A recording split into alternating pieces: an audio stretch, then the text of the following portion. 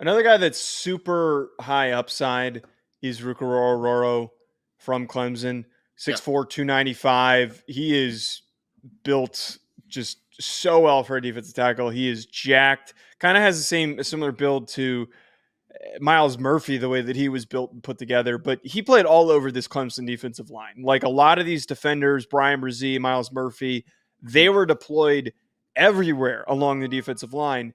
With that being said, before we dive into him, what notes do you have on Orhorhoro? A great stat. The only player, Joe, that Clemson has ever signed out of the state of Michigan. No reaction? I was waiting for a reaction. You were reading a text and you were zoning out. Sorry, it's a busy morning, Ryan. The only player that Clemson has ever signed out of the state of Michigan. Ever. What? Really? Yeah. The only player that they've ever signed out of the state of Michigan. He's from River Rouge High School in the state of Michigan. The only player that Clemson has ever signed out of the state of Michigan. They've never done it before. Never. He's the first player. Nigerian descent. I'm sorry. Wait. I misspoke on that first one. The first player from Michigan since 1975. Is that better? Okay, there you go. But still, that's the first Michigan player in the last 50 years about. I mean, come on, man. Like, that's pretty insane. So he was pretty well thought of. 15th overall player in the state of Michigan by 247 Sports. 18th by Rivals. He was actually a 3-star by most people. Played a lot of basketball in high school. Was a double-double guy from Nigeria originally. Moved to the United States when he was 9 years old. So a very interesting background. And he's been kind of stuck behind Brian Brzee and Tyler Davis for a couple years, even though he has played a lot of football, obviously, especially this past year and the year before. So 3-star from Nigeria, first Michigan player to go to Clemson since 1975 as a football player. Pretty interesting background for Ruke Orhorhoro.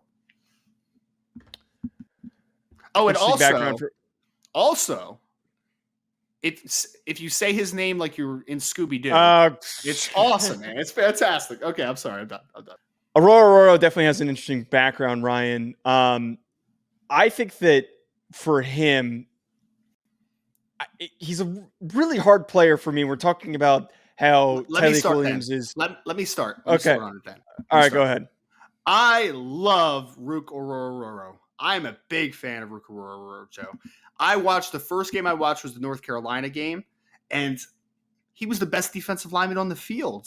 And on a defensive line that had 2 first-round picks in the 2023 NFL draft. He is incredibly flexible. We have on official height and weight 6'4", 289 pounds, which was a little bit light, an estimated 4.9 flat in the 40.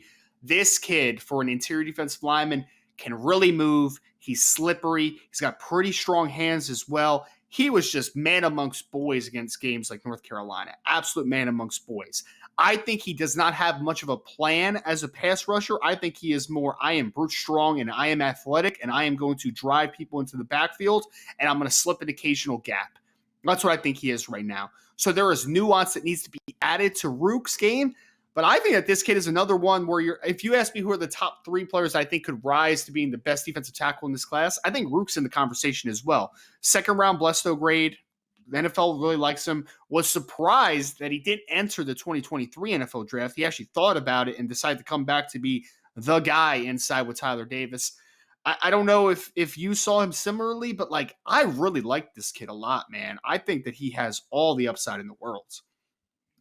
Here's my thing with him. I gave him a good grade. I gave him a top 100 grade, and I agree with a lot of the assessments that you brought up there.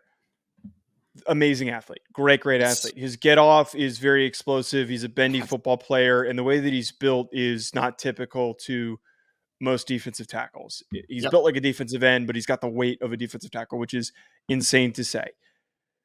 But it's kind of it is the Clemson defender syndrome, where amazing athlete, a lot of potential, but a lot of times you question if they really know what they're doing and if they really are capable of getting to that potential.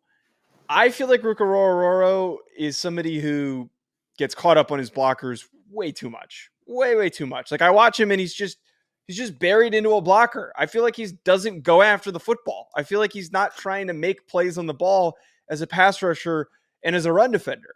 So it's really frustrating for me to watch him because I don't really have a ton of tangible evidence of him being disruptive. It was a lot of the problems that I had with Myles Murphy where you see the flashes, you see the flexibility, you see all the explosiveness, but he didn't really locate the football, and his disruption just wasn't on a snap to snap basis like some other guys in the previous class. So like that's where I'm right now with Orhorhoro is that can he actually be disruptive, or is he going to be a guy that just beats the hell out of his blocker every single play, which is valuable to have a guy that can do that, but I need a guy that can make plays too if I'm going to take him earlier than that top 100 range that I currently have on him. I mean, he had 8 tackles for loss and 4 sacks last year, though. It wasn't like he didn't have any backfield production. I agree with you. I think that there is I think that he doesn't have a plan all the times. Like, I think that's what it is. Right. I think he gets stuck in his mind, mostly, to be honest. I think that's what happens. But I really think that when you're talking about just – because even though he's listed at 295 and he weighed in the spring at 289 pounds, Joe, I didn't see any concerns from a strength profile perspective. Like, this dude's brute strong, man, and he's very athletic. I don't know. I'm just betting on these traits. I really am. And the great part is that he's going to be a fifth-year senior.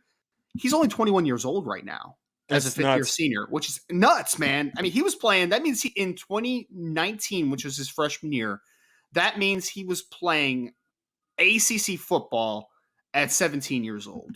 That's what that means, which is just – yes, that's silly. Cool. Yeah, I'm just. I hope he gets traits, there, man. I'm betting on these traits. I really am. I hope he gets there, and I think that he can realistically get there. It's just I don't know. There's a lot of pause for me with a lot of these Clemson defenders because sometimes I feel like they just don't look like they know what they're doing at times, and that's where the frustration comes for me.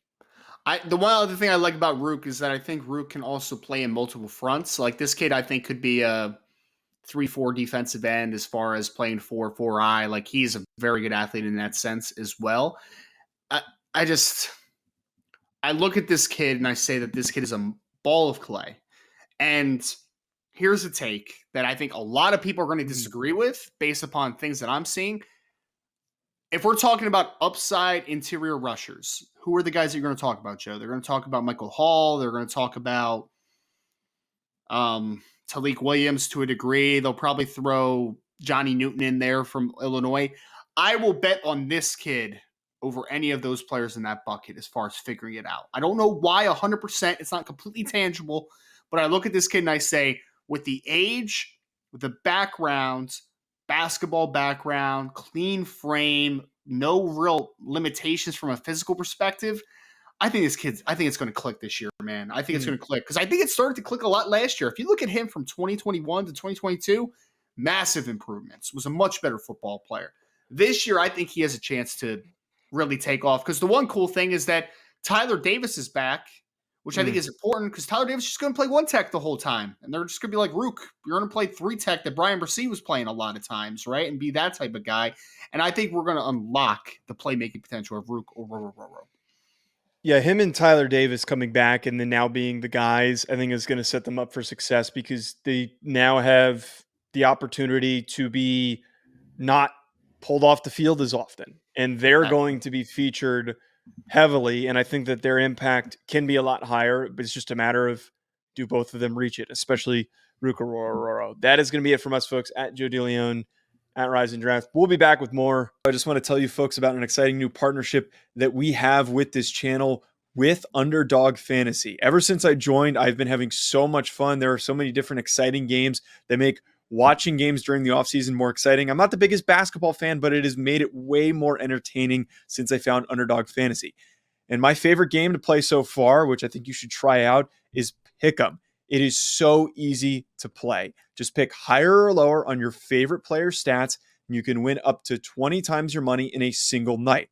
Underdog keeps it simple with their easy-to-use website and mobile apps. Pick between 2 and 5 players to fill out your Pick'em slip, get every pick right, and take home some cold hard cash.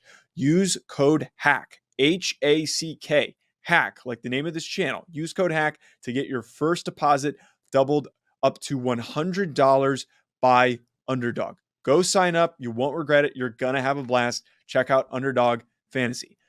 I also want to tell you folks about our other recurring sponsor that we have on this channel, that being BetOnline, betonline.ag, which is all the updated odds, news, and anything for sports betting. It's my go-to source for when I want to be betting specifically on games.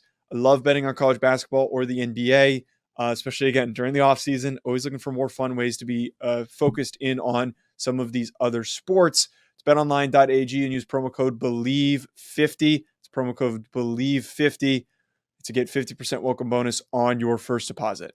BetOnline, where the game starts.